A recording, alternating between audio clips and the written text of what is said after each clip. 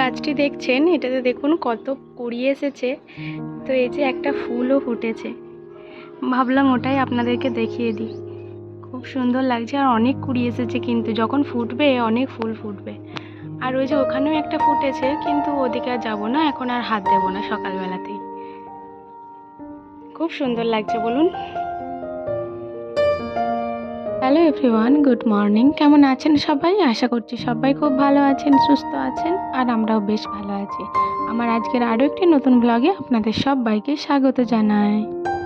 আজ বুধবার আর এখন সকাল 6টা মতো বাজে, আর এখন থেকে আমি আমার আজকের ব্লগটি শুরু করছি। আশা করছি আমার আজকের ব্লগটি আপনাদের ভালো লাগবে।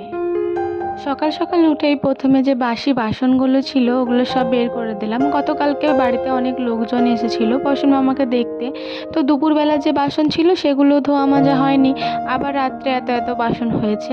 তো সেই জন্যই ওই বাসনগুলো সব বের করে দিলাম। ওগুলো টাইম কলে জল আসুক, তারপরে মা ধুয়ে নেবে, আর একটু জল দিয়ে ভিজিয়েও দিলাম। তারপর এই যে ঘরে চলে এসেছি, ভাইয়ের ঘরের বিছানার মশারিটা প্রথমে তুলে নিলাম। কালকে ওই তক্তার ওপরে আমার শ্বশুর বাবা আর আমার এ বাড়ির বাবা দুজন মিলে শুয়েছিলেন, আর আমি আর আমার ভাই নিচেতে শুয়েছিলাম। তো নিচের বিছানাটা প্রথমে তুলে নিলাম, তারপর এই যে ওপরের বিছানাটাও ভালোভাবে ঝেড়ে নিচ্ছি।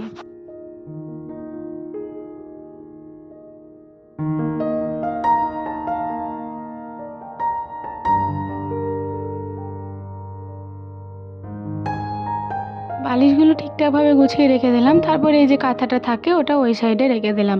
আর এই যে এখানটা দেখতেই পাচ্ছেন, কালকে এখান থেকে দুটো বালিশ বের করতে গিয়ে এমন অবস্থা হলো, তাই ভাবলাম থাক সকালবেলা ভালোভাবে গুছিয়ে রেখে দেবো।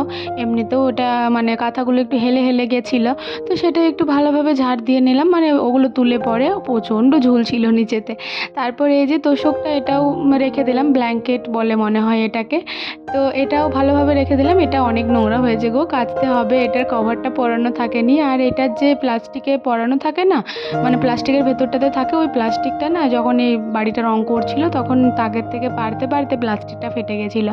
তো ওই প্লাস্টিকটা খাটের নিচেতেই আছে, আজকে বের করে দেবো। ওটা ফেটে গেছে, ওটার ভেতরে আর রাখা হবে না। তো এই যে জিনিসগুলো সব গুছিয়ে রেখে দিলাম, তারপর ওপরে একটা কাপড় দিয়ে দিলাম, আর তারপরে বাকি ওপরে যে জিনিসগুলো থাকে ওগুলোও রেখে দিলাম, মানে ভাইয়ের কয়েকটা জামা কাপড় আর কি। আর তারপরে এই যে ঝাড় দিয়ে নিচ্ছি। কালকে এই টেবিল ফ্যানটা আমাদের কাছে নিয়েছিলাম, কারণ নিচেতে তো মশারি খাঁচাইনি, তো প্রচণ্ড গরম করছিল আর মশাও খাচ্ছিল। তো সেই জন্যই টেবিল ফ্যানটা আমরা নিয়েছিলাম, আর ওপরে আমরা বাবাদেরকে মশারি খাঁচিয়ে দিয়েছিলাম। তারপরে এই যে কত ঝুল দেখতেই পাচ্ছেন খাটের নিচে। সব দিন তো আর খাটের নিচটা পরিষ্কার করা হয় না, আর ভাইকে দিয়ে ওটা বের করে দিয়ে দিলাম যে বাইরে রেখে দেগা, ফেলে দেগা, যা মন যায় করগা। তো তারপরে এই যে ভালো করে ঝাড় দিয়ে নিচ্ছি একটু চেয়ারগুলো তুলে তুলে। আর খাটের নিচে এখনও এক সাইডে অনেক নোংরা রয়েছে, তো আজকে আর গেলাম না, যেহেতু বাবা আরে রয়েছে বাড়িতে, সকালে খাওয়া দাওয়া হবে আর হবে। তো এইগুলোই করে নিলাম আর কি, এই টুকটাক করে নিই, তারপর পরে দেখা যাবে। আর তারপরে এই যে এই ধারের রুমটাও ঝাড় দিয়ে নিলাম। প্রচণ্ড ধুলো, বাড়িতে বাচ্চা ছেলে থাকলে যা হয়। তো কালকে 4-5টা মতো বাচ্চা ছেলেই এসেছিলো, মানে মাসিদের, সমস্ত মাসিদের বাচ্চা আর কি। আর তারপর বনু তো আছেই। তো সে কারণে প্রচণ্ড নোংরা করে দিয়েছিল, 2বার করে ঝাড় দিয়েও যেন আবার নোংরা করে দিচ্ছে।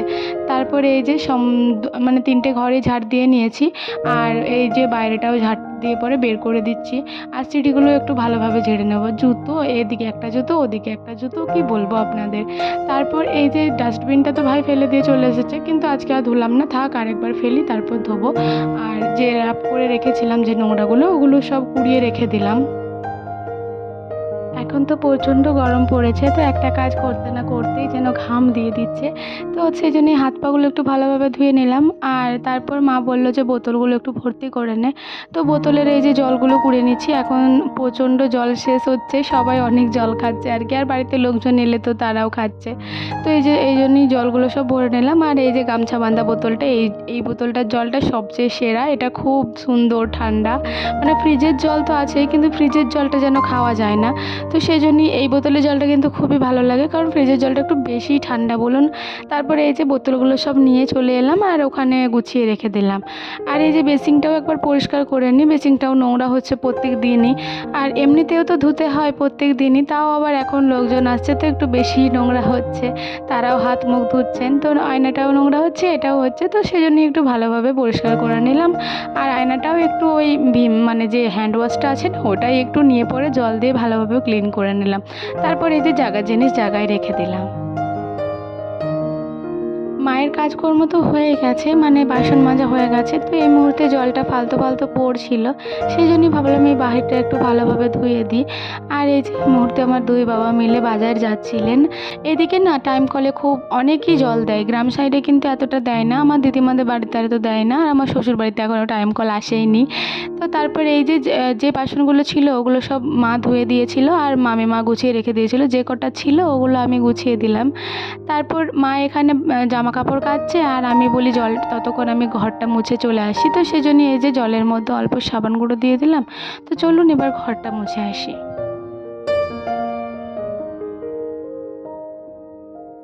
আমার আজকের ভিডিওটি যারা যারা এই পর্যন্ত দেখলেন তাদের কাছে আমার একটাই অনুরোধ যে একটা লাইক করে দিন।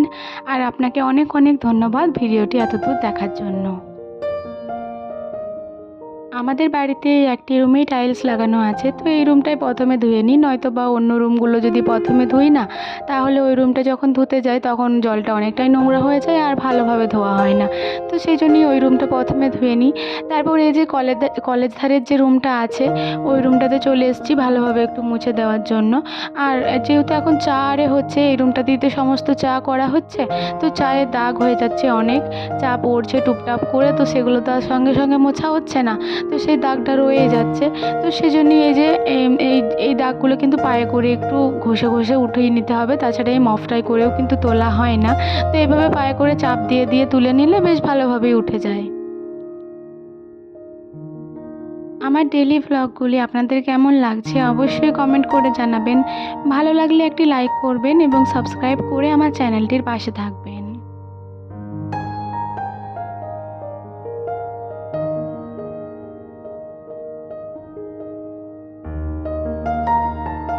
আর এই যে আমার সমস্ত ঘরটাই মোছা হয়ে গেল। তারপরে এই যে সিঁড়িগুলো যেটা বাদ রয়েছে, এটা আমি এভাবে ধরে ধরে মুছে নিই মপটা, তাছাড়া কিন্তু এটা মোছা যায় না, যেহেতু সিঁড়ির যে ভাঁজগুলো আছে ওগুলোতে মপটা ওভাবে ছাড়া মোছা যাবে না। তো এইভাবে হাতে করে ধরে ধরেই আমি পুরো সিঁড়িগুলো ভালো করে মুছে দিই। আর যে সাইডগুলো ছিল ওই সাইডগুলো একটু ভালো করে মুছে দিলাম।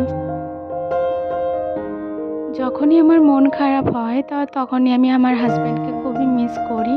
আর যখন কেউ কোনো কথা বলে দেয় না তখন খুবই খারাপ লাগে, তো সেরকমই আজকেও মনটা খুবই খারাপ, আর ওকে খুবই মিস করছি। ঘর দোয়ার মোছা তো হয়ে গেছে, তারপরে এই যে এখানে যে মানি প্ল্যান্টটা আছে ওটা একটু ভালোভাবে পাতাগুলো ধুয়ে দিলাম আর একটু জল দিয়ে দিলাম। এটা বাইরে রয়েছে বলে খুব তাড়াতাড়ি কিন্তু গ্রো করছে। আর তারপরে এই যে এখানে সকালে জলখাবারের জন্য বেগুনি বানাবো, তো সেই জন্যই বেসনটা নিয়ে নিলাম।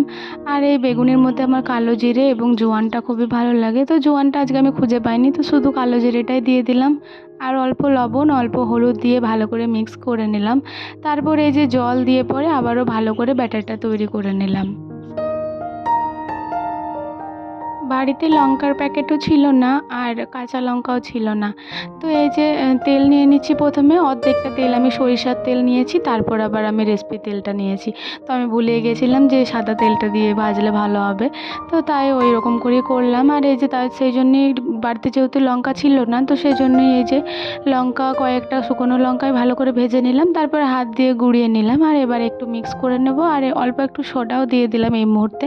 তো ভালোভাবে মিক্স করে নিই, তারপরে বেগুনিগুলো ভাজতে দেবো।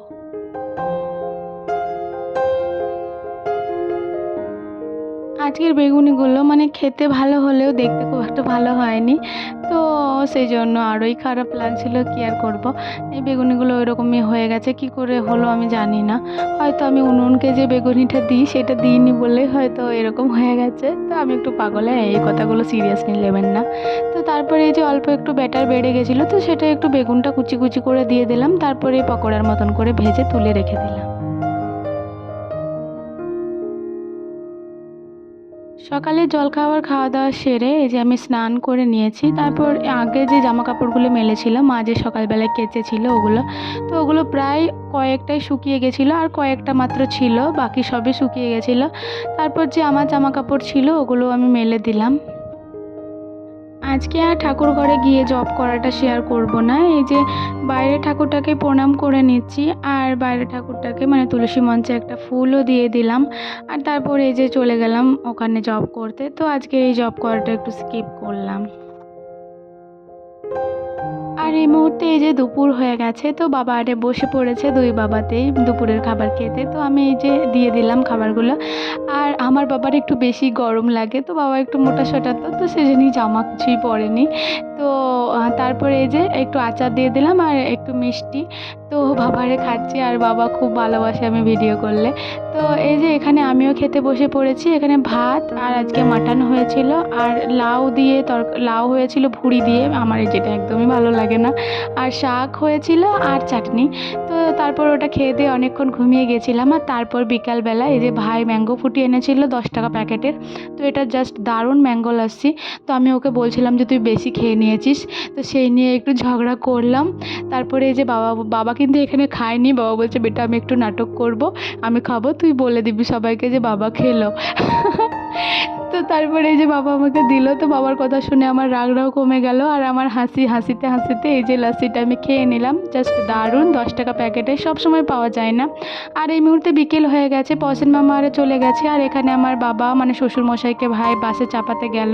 তাহলে চলুন ওরা চলে যাক আর আমার আজকের ভিডিওটিও আমি এখানে শেষ করে দিচ্ছি। সবাই ভালো থাকুন, সুস্থ থাকুন, আবারও দেখা হবে।